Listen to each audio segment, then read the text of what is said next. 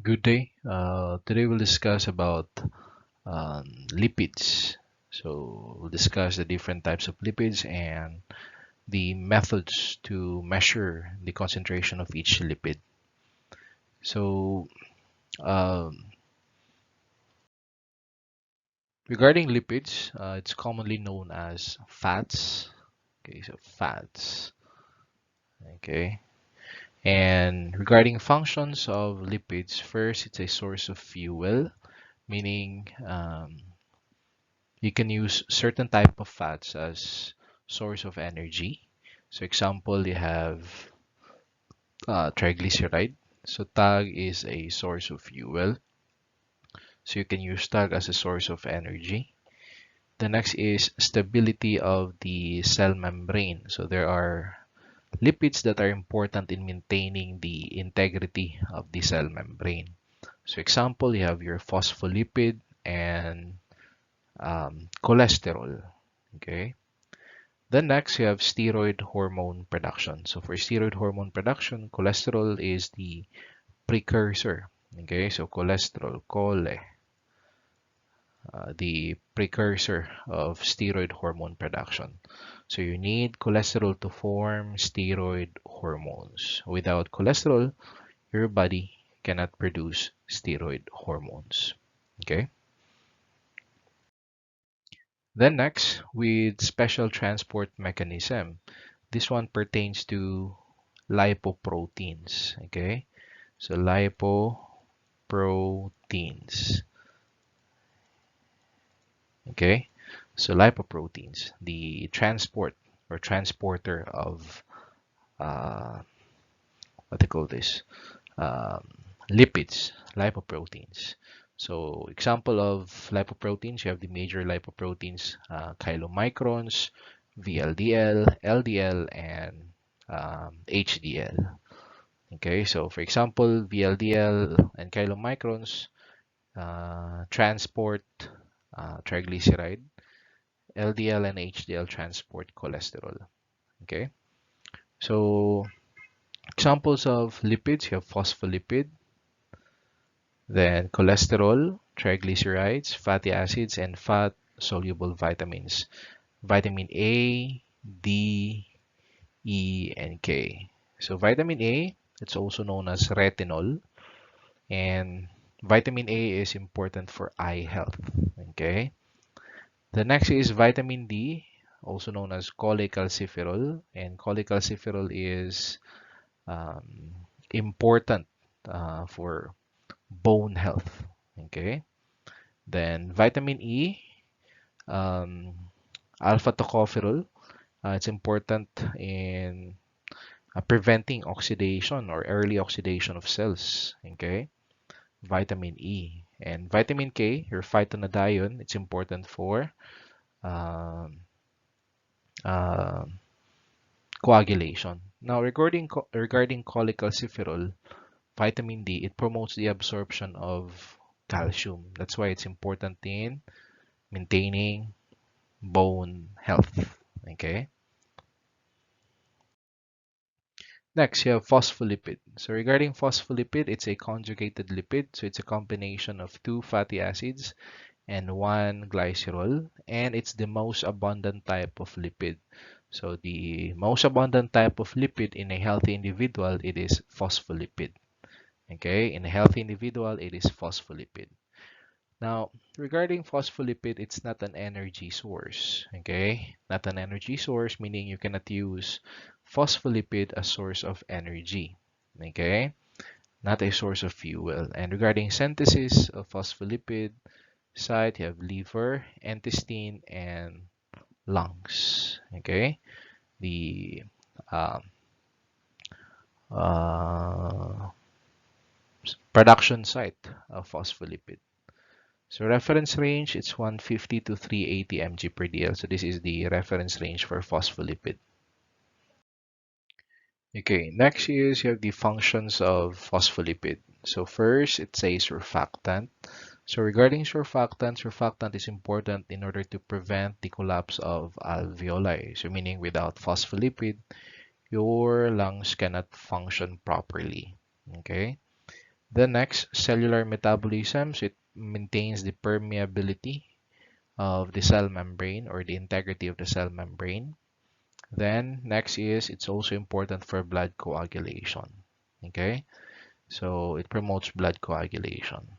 Now there are three main forms of phospholipid. So first is lecithin, which is 70%. So this is the predominant form of phospholipid. Sphingomyelin 20% and cephalin 10%. Okay, so those are the three forms of phospholipid. Next, regarding sphingomyelin, it's not derived from glycerol. So for phospholipid, the usual composition of a phospholipid, it's a combination of one glycerol and two fatty acids. But for sphingomyelin, it's a combination of sphingosine and fatty acids. Okay, and it is an essential component of cell membrane. And regarding the disease that is associated with sphingomyelin, you have the disease Niemann-Pick disease. So for Niemann-Pick disease, there is accumulation of sphingomyelin in the liver and spleen. Okay, so the patient will experience hepatomegaly and splenomegaly because of the accumulation of sphingomyelin. Now, why there is accumulation of sphingomyelin? It's because of the deficiency in the enzyme sphingomyelinase. So this enzyme is important in the digestion or breakdown of sphingomyelin. So without this enzyme, the sphingomyelin will accumulate in the liver and spleen. Next, regarding phospholipid, the diagnostic significance of phospholipid. So it is used in the assessment of fetal lung maturity. Okay, to check if the lungs of the fetus is mature. Okay, now the specimen, in order to assess fetal lung maturity, if we're going to measure phospholipid, the appropriate specimen is amniotic fluid. Okay, so collected via amniocentesis. Okay, now for us to check if the lungs is mature, then we need to get the ratio of lecithin and sphingomyelin. That's LS ratio. So LS ratio of greater than or equal to 2, that signifies or indicative of mature lungs. Okay, so that's for your phospholipid. Now, the problem with this method, it's an obsolete na nga method. So currently, we're using either MRI or ultrasound to check for fetal lung maturity. Okay, so between MRI and ultrasound, the most commonly used it's ultrasound because it's cheaper. MRI is so expensive. Okay, now another thing about phospholipid, it's not part of the lipid panel. Why? Because it is not associated with coronary heart disease. Okay, so for lipid panel, the five tests under lipid panel, you have cholesterol, triglyceride, VLDL, HDL, and LDL. Phospholipid is not included in the lipid panel. Okay, so next type of lipid, you have cholesterol, and it's not a source of fuel or not a source of energy. Okay, and regarding exercise, exercise cannot directly lower cholesterol level because it is not used as a source of energy, but exercise increases HDL concentration. Okay, and regarding HDL, it promotes reverse cholesterol transport. Okay, so the purpose of reverse cholesterol transport is to remove excess cholesterol from your system. Okay, now the site of the production of cholesterol, it's in your liver, so synthesized in the liver. And regarding transport and excretion, it's promoted by estrogen. So this is the reason why men are prone to, okay, develop cardiovascular diseases because of low estrogen level. So for women, before menopause, they're not prone to heart attack.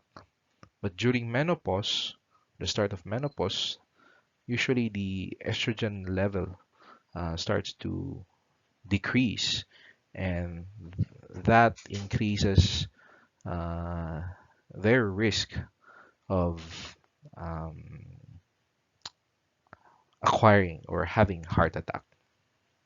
And regarding cholesterol, it should be measured in adults 20 years of age and older at least once every 5 years. Okay, so that's the uh, correct or proper way of um, monitoring your cholesterol level. So every 5 years, you need to check your cholesterol level. And the reference range for cholesterol is less than 200. Okay, less than 200 mg per dl. So in terms of concentration, phospholipid is higher in concentration compared to cholesterol. Okay. Next, what are the functions of cholesterol? So first, it's a precursor of steroid hormone. So example of your steroid hormones, you have your cortisol, aldosterone, you have your androgen, estrogen, progesterone. Those are examples of steroid hormones. So you need cholesterol to form steroid hormones. Another function of cholesterol, it's important in maintaining the fluidity of the cell membrane and also bile acid formation and vitamin D formation. Okay, so cholesterol is important, okay, in, for example, production of cortisol, the steroid hormone, which is also important in regulating your glucose concentration. Okay.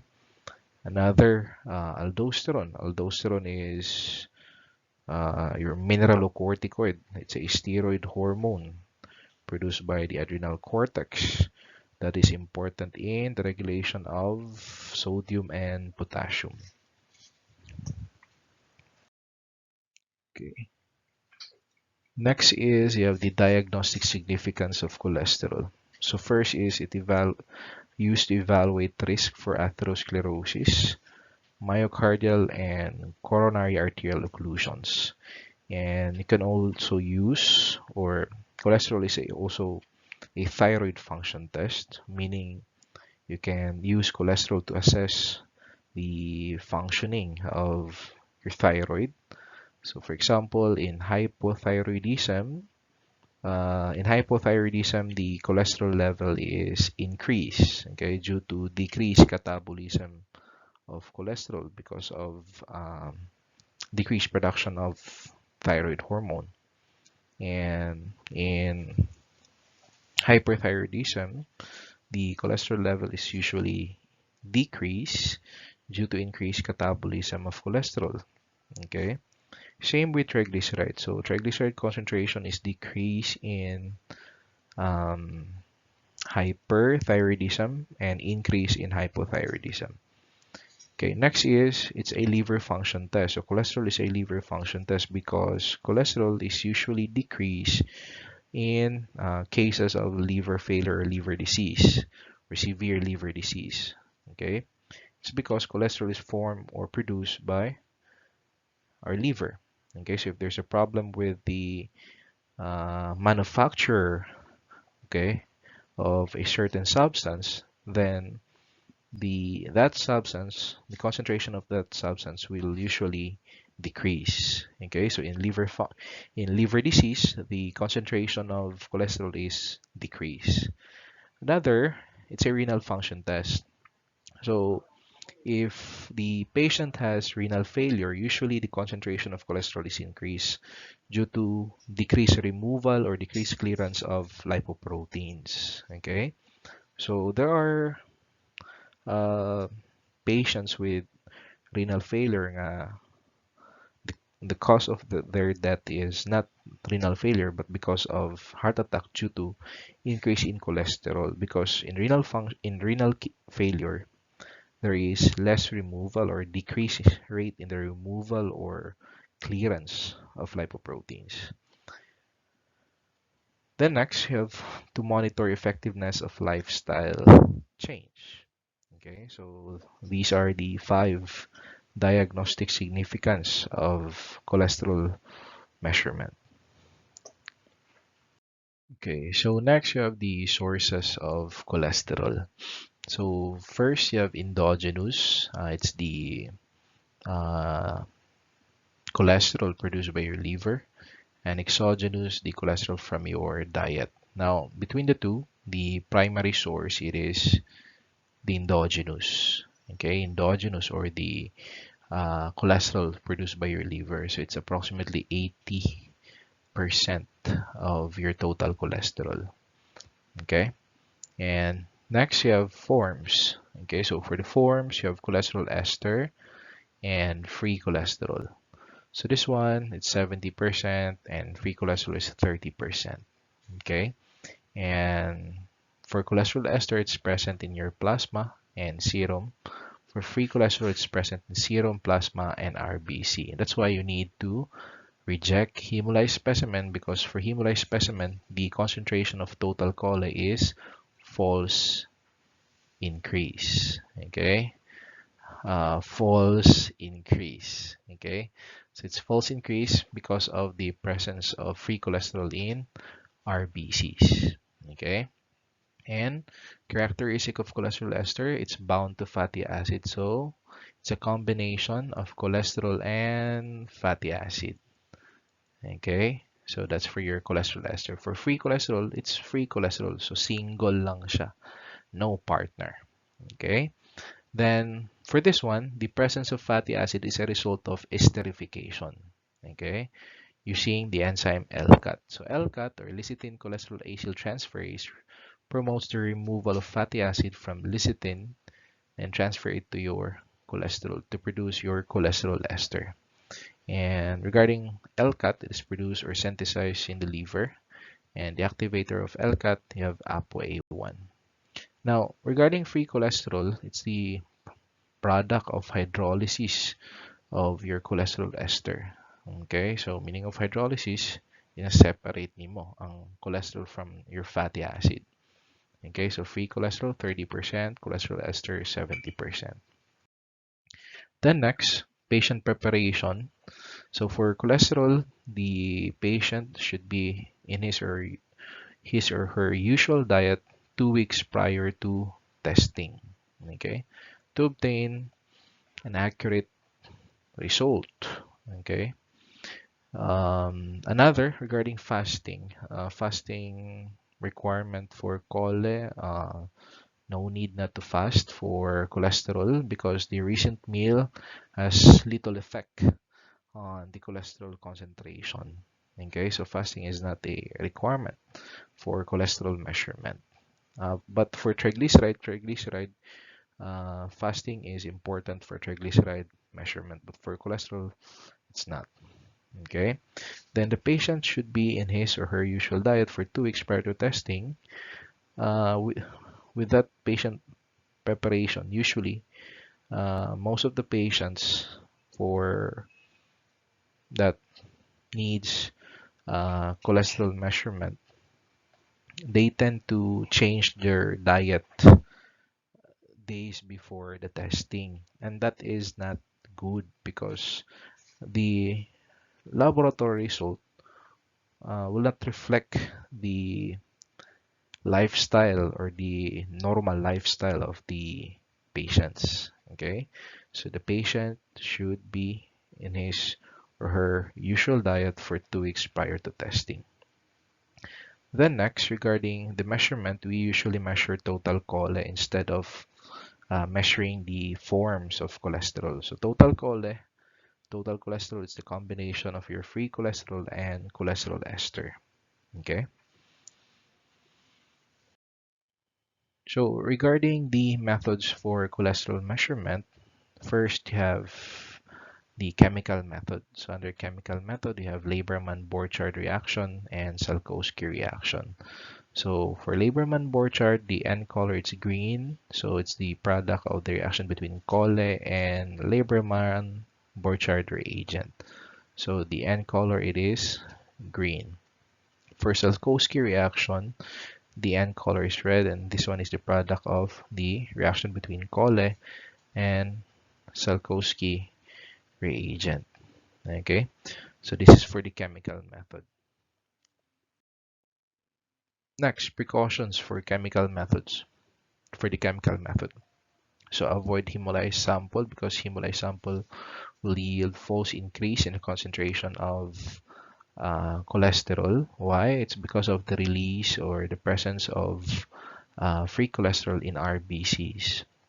Then avoid ecteric samples. The effect of ecteric sample, it's false increase because meaning of ecteric sample, there is increased concentration of bilirubin, and bilirubin absorbs light. Okay.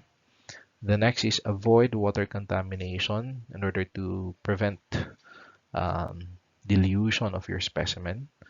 Then observe precise and accurate timing for color development. Okay.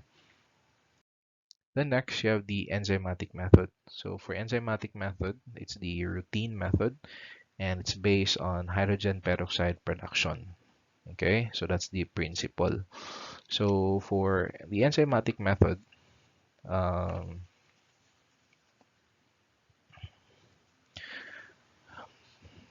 the, the principle or the reaction or what are the enzymes needed in the enzymatic method. First is you have your creatine esterase. No, not creatine. Cholesterol esterase. Okay, so this cholesterol esterase is important in order to convert the cholesterol ester present in your specimen to free cholesterol because we want to measure all of the free cholesterol present or the total cholesterol. Okay, and in order to do that, you need to convert cholesterol ester to free cholesterol using cholesterol esterase. After this one, the next reaction, you need the enzyme cholesterol oxidase. So the purpose of your cholesterol oxidase is to convert your cholesterol or free cholesterol to hydrogen peroxide. Okay, hydrogen peroxide.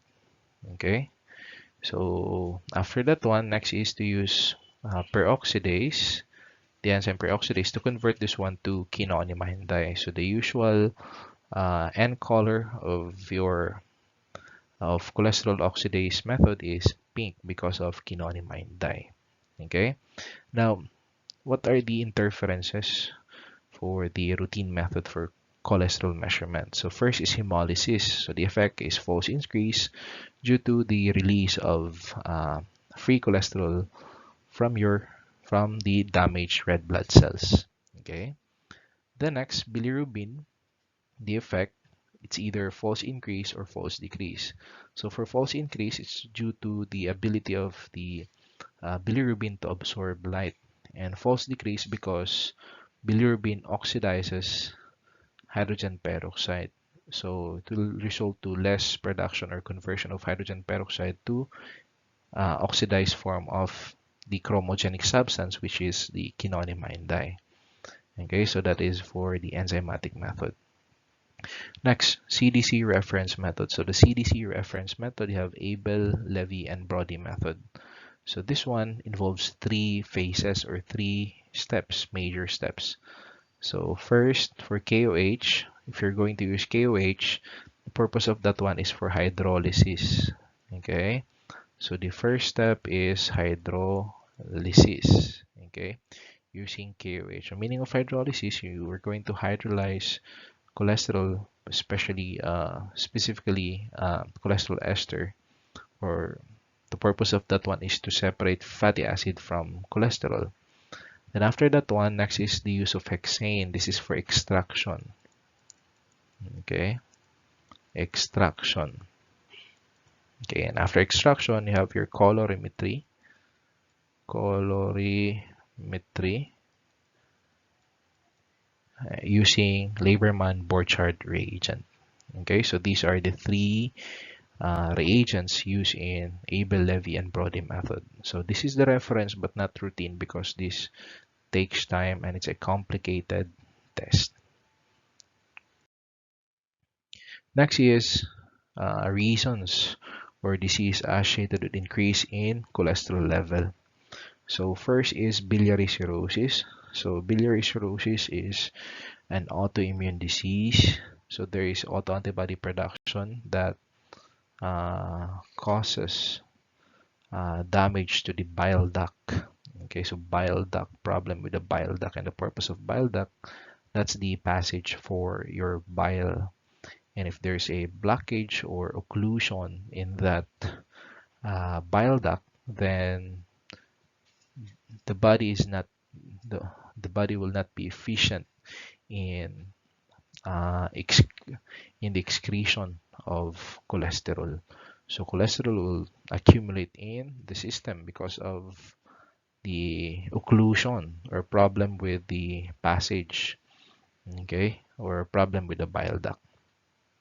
Then next is DM. So because DM is one of the complications of DM is nephropathy or kidney damage. So same with this one, nephrotic syndrome. So you have kidney problems. So if there is kidney problem, then the body will not be efficient in removing lipoproteins or the clearance of lipoproteins. So there's a tendency that cholesterol will accumulate in the system because there is less or decrease in the removal of lipoproteins. Then another cause of increased cholesterol, you have alcoholism, then hypothyroidism. So for hypothyroidism, you have decreased catabolism of cholesterol due to decrease in thyroid hormones. Okay. Then for hyperlipoproteinemia, example, you have increased LDL concentration. So increased LDL, you have increase in cholesterol level. Okay, because LDL is the most abundant lipoprotein and it carries or transport cholesterol. Then next you have decreased cholesterol. So for decreased cholesterol first cause you have severe liver disease. So for severe liver disease, there is a decrease in the production of chole. Okay, because liver, one of the functions of the liver is synthetic function, meaning production of substances like lipids. Example of lipids, you have cholesterol. Then another have malnutrition, hyperthyroidism. So for hyper, you have excessive production of thyroid hormones, increased rate of catabolism of um, cholesterol. Then malabsorption syndrome is another cause of decreased cholesterol. Okay, so the next type of lipid, you have triglycerides or your triacylglycerol. So the composition of your triglyceride, you have one glycerol and three fatty acids. That's why it's triacylglycerol. And it's the main storage lipid in man, or it's the main stored form of fat. Okay, and it's the predominant um, lipid in or adipose tissue. Okay, and you can use this, or your body can use triglyceride as source of energy, and it's good for thermal insulation. Okay, so the reason why you have your belly and that belly is abundant with adipose tissue is to protect the internal organs from extreme temperature. Okay, another regarding triglycerides, if you follow a low calorie diet, the effect of that low calorie diet is decrease in or low triglyceride concentration or low TAG. Okay. Then for the fasting requirement for triglyceride, it's 12 to 14 hours. So for your triglyceride measurement or for triglyceride measurement, you need to instruct the patient to fast for at least um, 12 hours and maximum 14 hours. Okay, so that's for triglyceride. Then reference range, it's less than 150. Okay, so that's the healthy level of triglyceride. And regarding diagnostic significance, it's used to evaluate suspected atherosclerosis and measure the ability of the body to metabolize fat. Okay, so that is for triglyceride. And if the triglyceride concentration is greater than or equal to 200, yeah, the individual has higher or increased risk for cardiovascular disease. Okay, so that's for triglyceride. Then methods. First, you have the chemical method. So example of chemical method for triglyceride, you have Van Handel and Zilver-Smith. And for this one, this is not the reference method, no. It's an example of chemical method for triglyceride. The reference method for triglyceride is the modified Van Handel and Zilver-Smith. So later, we'll discuss the principle of modified Van Handel and Zilver-Smith and compare that one with the Van Handel and Zilver-Smith. Okay. So for the routine method for the measurement of um, triglyceride, it is the enzymatic method. And the name of that enzymatic method for triglyceride measurement, it is glycerol kinase method. So enzymatic method, it's specific, rapid, and easy. But the major interference of the enzymatic method is glycerol, because glycerol is usually present in our plasma. And to eliminate the glycerol as interference, we need to perform blanking or blanking technique. Okay, that's how we remove the effect of glycerol. Okay, so the name of the method is glycerol kinase method, and it's an enzymatic method. So for the principle, first you need to use lipoprotein lipase, the first enzyme. Okay, so lipoprotein lipase converts TAG or your triglyceride to glycerol and fatty acid. You have three fatty acid and glycerol. So TAG to glycerol and fatty acid using LPL, lipoprotein lipase.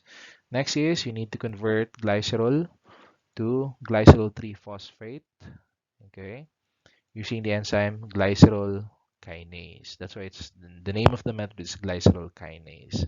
So glycerol kinase converts glycerol to glycerol 3-phosphate. Then next, this one, G3P. So glycerol 3-phosphate oxidase, G3P oxidase converts G3P or glycerol 3-phosphate to hydrogen peroxide. Okay, same with cholesterol and glucose. You have hydrogen peroxide and convert this one to quinonimine di using peroxidase enzyme. Okay, so that is for the um, enzymatic method for triglyceride. Okay, then the reference method for triglyceride is the modified Van Handel and Zilver-Smith. Okay, and the steps for this one, you have hydrolysis. So you need KOH for this one, KOH. Okay, hydrolysis. So you're going to split triglyceride into glycerol and fatty acid. The next is the extraction of glycerol using chloroform. Chloroform. Then adsorption, you're going to use silicic acid. Okay, silicic acid. Then for colorimetry, you have chromotropic chromotropic acid. So you need uh, four reagents. So hydrolysis, KOH, extraction, you extract the glycerol. That's for you'll use chloroform, and for adsorption, you have silicic acid. So the purpose of the adsorption phase is to increase specificity. So this is the difference between modified Van Handel and Silversmith from from Van Handel and Silversmith. For Van Handel and Silversmith method, no adsorption phase. But for modified, there is adsorption phase. And the purpose of that is to increase the specificity. Okay? And after that, you have your colorimetry for color development, then you'll use chromotropic acid. So this is the reference method for triglyceride measurement. Okay? Okay, so next is increased triglycerides or diseases that are associated with increase in triglyceride concentration. So first is hyperlipoproteinemia. So in hyperlipoproteinemia, example, you have increased concentration in VLDL or increased concentration in chylomicrons. So if these lipoproteins are increased, the triglyceride concentration is also increased. Okay. Next is alcoholism, then nephrotic syndrome. For nephrotic syndrome, I have the elimination. There's a problem with the clearance of lipoproteins. And decreased clearance of lipoproteins, you have increased triglyceride concentration, increase or decreased removal of VLDL and chylo. Then another for hypothyroidism. So for hypo, you have decreased thyroid hormones, so decreased catabolism of triglyceride. So the effect have increase in triglyceride concentration. For pancreatitis, this is the result of increase in or continuous increase in triglyceride. Okay, so continuous increase in triglyceride or super or very high concentration of triglyceride can cause occlusion, okay, in the capillaries or occlusion of the pancreatic capillaries, okay. So due to that occlusion, that can cause ischemia or decreased blood flow to the different parts of the pancreas. And after that, the next thing that will happen is you have injury or damage to the cells of your pancreas, and that can cause pancreatitis. So first, in pancreatitis is a result of continuous or very high concentration of triglyceride. Okay, so that's for pancreatitis. The next is decreased TAG. So for decreased TAG, you have malabsorption syndrome. Hyperthyroidism. So for hyperthyroidism, you have increased catabolism of TAG. So the effect you have decrease in TAG concentration. Then last, you have malnutrition.